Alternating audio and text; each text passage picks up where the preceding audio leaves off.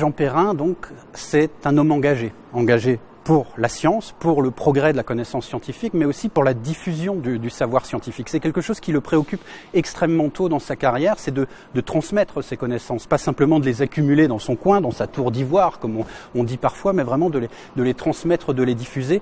Il le fait dès 1913 de manière assez forte en publiant un ouvrage qui s'appelle Les Atomes. Et Les Atomes, c'est vraiment un ouvrage qui fait le point de la recherche dans son domaine à l'époque, mais qui est destiné à un public assez large pour vraiment diffuser cette connaissance scientifique. Et en même temps, il veut aller plus loin.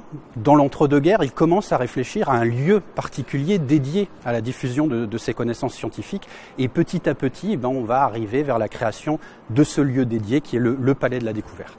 Le souci de transmettre les savoirs, les scientifiques l'ont eu extrêmement tôt. Enfin, si on va vers le XVIIIe siècle, on s'aperçoit que les cabinets de curiosité, les présentations au public, des travaux scientifiques, des expériences un peu fascinantes, ça existait déjà.